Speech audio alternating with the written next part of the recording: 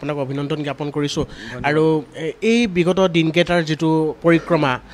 কেনেদৰে আপুনি মানসিকভাৱে আপুনি আছিল মানুহজন অকণমান সেই বিষয়ে জানিম দিবাকৰ আপুনি প্ৰথমতে মানসিকভাৱে মই একদম সবল স্থিতিত আছোঁ মানসিকভাৱে মই কেতিয়াও ভাঙি পৰা নাই আৰু প্ৰথমতে মই সকলো সাংবাদিকক ৰাজ্যৰ বিভিন্ন প্ৰান্তৰ প্ৰতিগৰাকী সাংবাদিকক আৰু দেশৰ প্ৰতিগৰাকী সাংবাদিক আৰু যিসকলে দেশৰ বাহিৰতো যিসকলে প্ৰতিবাদ কৰিছে মোৰ কাৰণে সকলোকে মই ধন্যবাদ জ্ঞাপন কৰিছোঁ প্ৰতিগৰাকী অধিবক্তাক যিসকলে মোৰ হৈ আইনী যুঁজ দিছে যিসকলে মোক নৈতিক সমৰ্থন আগবঢ়াইছে তেওঁলোকক মই ধন্যবাদ জ্ঞাপন কৰিছোঁ প্ৰতিটো দল সংগঠন শিল্পী সমাজ লগতে নাগৰিক সমাজ যিসকলে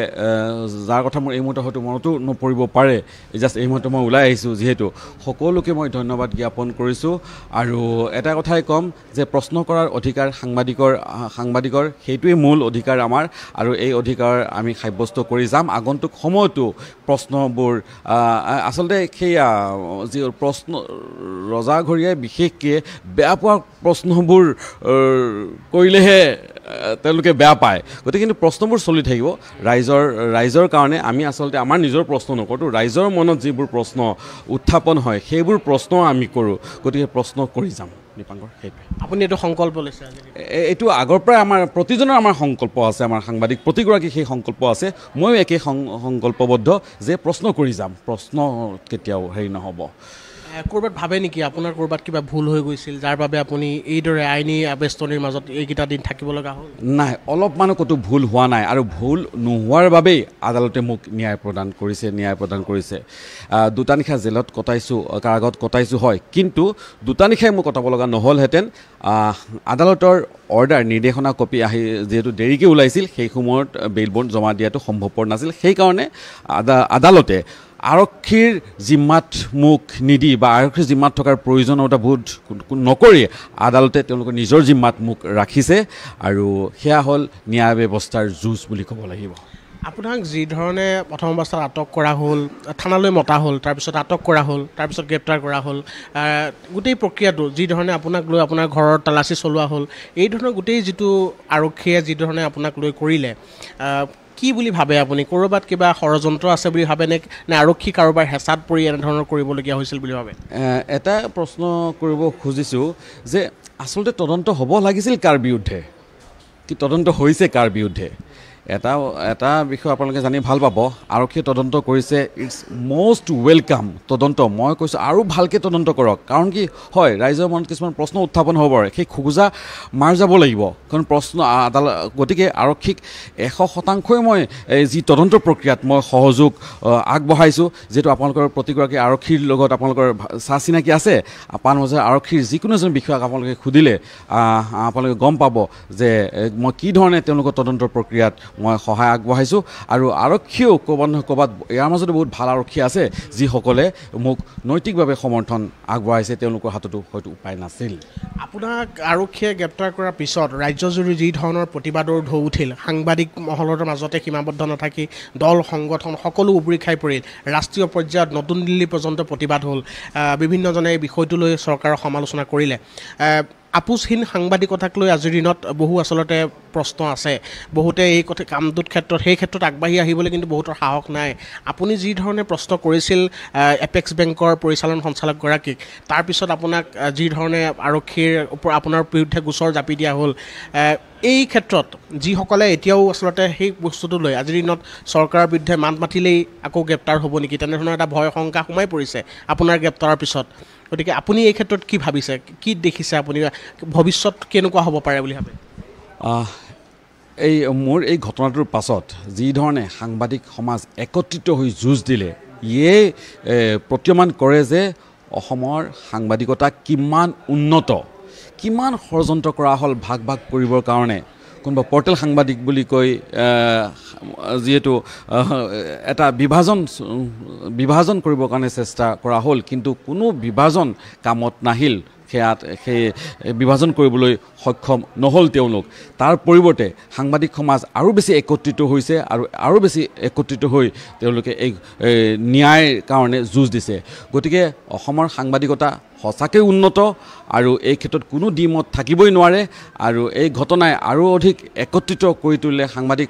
সমাজক গতিকে সাংবাদিকসকল একত্ৰিত হ'ব লাগিব আৰু গণতন্ত্ৰ ৰক্ষাৰ স্বাৰ্থত সাংবাদিকসকলৰ এই যুঁজ অব্যাহত থাকিব বুলি মই ভাবোঁ প্ৰতিগৰাকী সাংবাদিকক অন্তৰৰ পৰা ধন্যবাদ জ্ঞাপন কৰিছোঁ লগতে প্ৰতিগৰাকী সম্পাদক আৰু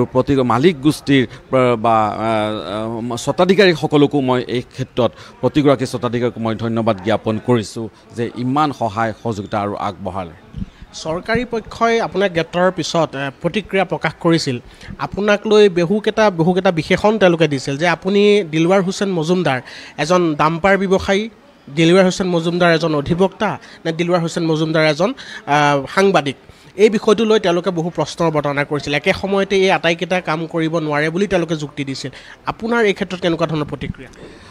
এটা বিষয় ক'ব খুজিছোঁ এইখিনিতে খুব ভাল প্ৰশ্ন কৰিছে দীপাংকৰ আপুনি এই ক্ষেত্ৰত মই হাড়ে হিমজুৱে সাংবাদিকতা কৰি আছোঁ আৰু সাংবাদিকতাৰ ক্ষেত্ৰত কেতিয়াও কোনো ধৰণৰ আপোচ কৰা নাই সাংবাদিকতা কৰিয়েই মই LLB ডিগ্ৰী লৈছোঁ আইনৰ ডিগ্ৰী মই লৈ থৈছোঁ সাংবাদিকতা কৰাৰ পাছত যিখিনি মই সময় পাওঁ সেই সময়খিনি মই আইনৰ চৰ্চা কৰোঁ ল পঢ়োঁ আইনৰ চৰ্চা কৰোঁ দেশৰ ন্যায়িক ব্যৱস্থা কেনেকুৱা সেয়া জানিবৰ কাৰণে মই চেষ্টা কৰোঁ আৰু সেয়া মই ভাবোঁ কোনো ধৰণৰ সেয়া বেআইনী হ'ব নোৱাৰে উচ্চতম ন্যায়ালয়ে এই মুহূৰ্তলৈ কোনো ধৰণৰ তেনেকুৱা কথা কোৱা নাই যে এজন সাংবাদিক অধিবক্তা হ'ব নোৱাৰে গুৱাহাটীতো আপোনালোকে দেখা পাব বহুকেইজন এনেধৰণৰ সাংবাদিক আছে যিসকলে তেওঁলোকে সাংবাদিকতাৰ উপৰিও তেওঁলোকৰ আইনী যি চৰ্চা সেয়া তেওঁলোকে অব্যাহত ৰাখিছে গতিকে মোৰ ক্ষেত্ৰতো সেয়া মই কিবা ব্যতিক্ৰম বুলি মই নাভাবোঁ তৃতীয়টো কথাটো হ'ল মোৰ কোৱা হৈছে মোৰ 6-7খন ডাম্পাৰ আছে কিবা আছে ইটো আছে সিটো আছে প্ৰকৃততে কি হ'ল সেই কথাটো কৈছোঁ মোৰ আপোনালোকে জানে মোৰ দুজনী ছোৱালী আছে আমাৰ ভৱিষ্যত পদে বিপদ পদে আমি অনিশ্চিত ভৱিষ্যতৰ দিশে আমি আগবাঢ়ি যাওঁ দুজনী ছোৱালীৰ নামত মোৰ PPF আজিতো আপোনালোকে জানে সকলোৰে আমাৰ সাংবাদিকসকলৰ থাকে PF থাকে প্ৰভিডেণ্ট ফাণ্ড থাকে যেতিয়া এটা ছেটেলাইট চেনেলত মই এৰি যেতিয়া ক্ৰছ কাণ্ট্ৰি মই জইন কৰিলোঁ তেতিয়া যিহেতু চেনেলটো এৰাৰ লগে লগে মোৰ PFটো মই উইথড্ৰ হৈ গ'ল উইথড্ৰ হোৱাত মই অলপমান টকা পালোঁ মোৰ PPF একাউণ্ট এটা আছে সেইটো মই উইথড্ৰ কৰি দিলোঁ তাৰো মই অলপমান টকা পালোঁ লগতে মোৰ যেতিয়া এটা লাইফ ইঞ্চুৰেঞ্চৰ বীমা এটা আছিল সেইটোও মই ভাঙি দিলোঁ সেইটো নহয় তাতে অলপমান টকা পালোঁ এইখিনি টকাৰে মই দুয়োগৰাকী কন্যাৰ নামত দুখন গাড়ী থৈছোঁ যে সিহঁতৰ ভৱিষ্যত মোৰ আজি যদি মৃত্যু হয় আজি যদি মই কিবা এটা কাৰণত মই যদি নাথাকোঁ কাইলৈ যাতে সিহঁতে ক'ৰবাত যাতে উপায়হীন হৈ নাযায় যাতে তেওঁলোকৰ কমেও পঢ়াৰ খৰচকেইটা বা কেইদিন বা তেওঁলোক চলিব পাৰে বুলি ভাবি মই দুজনী ছোৱালীক দুখন গাড়ী দিছোঁ য'ত 90% ঋণ বেংকৰ ঋণ এইখিনি কথা গোটেই ৰেকৰ্ডত আছে ইনকাম টেক্স ফাইল গোটেইখিনি কথা জল পটকৈ ওলাই আছে গতিকে বহুতে দেখোন কিমান কোম্পানী খুলি লয় বহুতে দেখোন কিমান কোম্পানীৰ মালিক হাজাৰ বিঘাৰ মালিক এনেধৰণৰ সকলো ধৰণৰ কৰি গৈ আছে গতিকে মই যদি দুখন মোৰ কণমানি দুগৰাকী ছোৱালীৰ নামত দুখন গাড়ী যদি সিহঁতৰ ভৱিষ্যতৰ কাৰণে কিনি দিছোঁ তাতে বৰ বেছি আৰু তাকো সম্পূৰ্ণৰূপে সততাত থাকি নিষ্ঠা আৰু পৰিশ্ৰমেৰে আপোনালোকে সকলোৱে জানে যে মই কিমান কষ্ট কৰোঁ ৰাতিপুৱাৰ পৰা ৰাতিলৈকে মই কষ্টই কৰি থাকিব পাৰোঁ প্ৰশ্ন হৈছে যে সাংবাদিকৰ গাড়ী থাকিব নোৱাৰে নেকি সাংবাদিকৰ কোনো ব্যৱসায় থাকিব নোৱাৰে নেকি সাংবাদিক ধনী হ'ব নোৱাৰে নেকি এই বস্তুটো লৈ এই কথাটো লৈ আছিলে বহু প্ৰতিক্ৰিয়াৰ সৃষ্টি হৈছে বিতৰ্ক হৈছে এইখিনি কথাটো হ'ল যে সাংবাদিকসকলক তেওঁলোকে বহুতে ভাবে কি তেওঁলোক একেবাৰে আৰ্থিকভাৱে স্বাৱলম্বী হ'ব নালাগে বুলি একাংশই ভাবে কিন্তু এটা বস্তু মই অনুভৱ কৰোঁ যে সাংবাদিকসকল আৰ্থিকভাৱে স্বাৱলম্বী হোৱাটো দৰকাৰ সততাৰে এইকাৰণে দৰকাৰ যে আৰ্থিকভাৱে স্বাৱলম্বী হ'লে কাৰো মুখাপেক্ষী হ'ব নালাগে আৰু অধিক আগ্ৰহেৰে অধিক উৎসাহেৰে অধিক শক্তিৰে সাংবাদিকসকলে আৰু অধিক যুঁজ দিব পৰাৰ ক্ষমতা থাকে সেয়া আমাৰ প্ৰতিগৰাকী সাংবাদিকে সেয়া ভাবিব মোৰ সৈতে চাগে একমত হ'ব গতিকে এই ক্ষেত্ৰত কৰিব নোৱাৰি বুলি যে কিবা এটা কথা আছে সেইটো মই নাভাবোঁ কিন্তু এটাই বস্তু ভাবোঁ আপোনাৰ সম্পূৰ্ণ সততা নিষ্ঠাৰে কৰিব কিয় নোৱাৰি মই চৰকাৰৰ প্ৰশ্নটোকে আপোনাক সুধিছোঁ চৰকাৰে আপোনাৰ এই কথাখিনি লৈ যিহেতু তেওঁলোকে বহুখিনি প্ৰশ্ন উত্থাপন কৰিছিল মই তাৰ মাজতে সুধিছোঁ দিলৱাৰ হুছেইন মজুমদাৰে দুৰ্নীতি অনিয়ম বা কাৰোবাক ব্লেকমেইল কৰি এই ধৰণে সম্পত্তিৰ পাহাৰ গঢ়িলে নেকি উত্তৰটো আপোনাৰ পৰাই লাগে নিশ্চয়কৈ সেইটো দিলৱাৰ হুছেইন মজুমদাৰ তেওঁলোকে মোৰ ঘৰ চাৰ্চ কৰিলে তেওঁলোকে ঘৰত চাৰ্চ কৰিলে মোৰ স্কুলৰ চাৰ্টিফিকেটৰ পৰা আৰম্ভ কৰি মই ল ডিগ্ৰীলৈকে সকলো তেওঁলোকে নিজৰ তাত লৈ গ'ল মোৰ আনকি ITR ফাইল চেল চব লৈ গ'ল আৰু গোটেইখিনি কথা জল পটকৈ ওলাই আছে দিলৱাৰ হুছেইন মজুমদাৰৰ মোৰ সংবিধানত বেআইনী আৰু অনৈতিকতা এই দুটা বস্তু নাই এই দুটা বস্তুত কেতিয়াও মই প্ৰশ্ৰয় নিদিওঁ আৰু দিয়াও নাই ভৱিষ্যতেও সেয়া নিদিওঁ সেইটো আৰু যিখিনি বস্তু যে কোনোবা যদি মই পুনৰ কম যদি এনেকুৱা ধৰণৰ যদি কিবা প্ৰশ্ন উত্থাপন হয় তেতিয়াহ'লে আৰু তদন্ত হওক অধিক তদন্ত হওক তদন্তৰ ক্ষেত্ৰত সদায় সহযোগ কৰিবৰ কাৰণে মই ৰাজি আছোঁ মই সাজু আছোঁ মুখ্যমন্ত্ৰীয়ে আপোনাক লৈ এটা কথা কৈছিল যে আপুনি হেনো এগৰাকী পাৰ্ট টাইম সাংবাদিক এতিয়া দিলৱাৰ হুছেইন মজুমদাৰে কেতিয়াৰ পৰা সাংবাদিকতা কৰিছিল ক'ত কিমান বছৰ কৰিছিল যদি মনত আছে অকণমান কৈ দিব নিশ্চয়কৈ মই DY 360 পৰা আৰম্ভ কৰিছোঁ সাংবাদিকতাৰ জীৱন DY 360 পৰা প্ৰায় একেৰাহে 12 বছৰ সাংবাদিকতা কৰিছোঁ তাৰ পাছত অতি সবিনয়েৰে মেনেজমেণ্টৰ পৰা মই তাতে ছুটি লৈছোঁ মানে মই সেই মোৰ অনুষ্ঠান মই ত্যাগ কৰিছোঁ ত্যাগ কৰাৰ পাছত মই দি ক্ৰছ কাৰেণ্টত মই যিহেতু আছোঁ ইয়াৰ মাজতে মই প্ৰাগ চেনেলৰ ভাতৃ চেনেল এনি নিউজতো মই আউটপুট এডিটৰ হিচাপে মই কাম কৰিছোঁ আৰু ক্ৰছ কাৰেণ্টতো আপোনালোকে মোক দেখা পাইছে ক্ৰছ কাৰেণ্টত মই বৰ্তমান ক্ৰছ কাৰেণ্টত মই কাম কৰি আছোঁ এজ এ চিফ ৰিপৰ্টাৰ কাম কৰি আছোঁ আৰু মই এটা বস্তু ভাবোঁ কোনো সাংবাদিকৰ যদি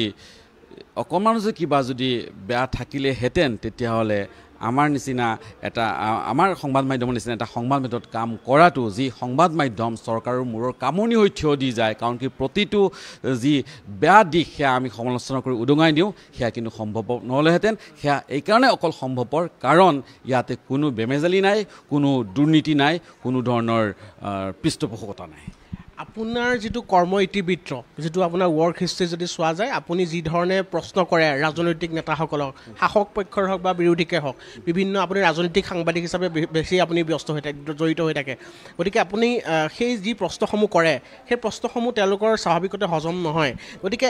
কি কাৰণে আপোনাক এতিয়া ৰাইজে সন্দেহ কৰিছে যে আপোনাক কেৱল এপেক্স বেংকৰ ঘটনাটো বুলিয়ে নহয় সেইটো এটা অচিলা লৈহে অন্য এক কাৰণতহে আপোনাক গ্ৰেপ্তাৰ কৰা হৈছিল আপুনি কি ভাবে যে কি কাৰণে আপোনাক গ্ৰেপ্তাৰ কৰিলে আৰক্ষীয়ে বা এই আইনী মেৰপেচত আপুনি সোমাল আচলতে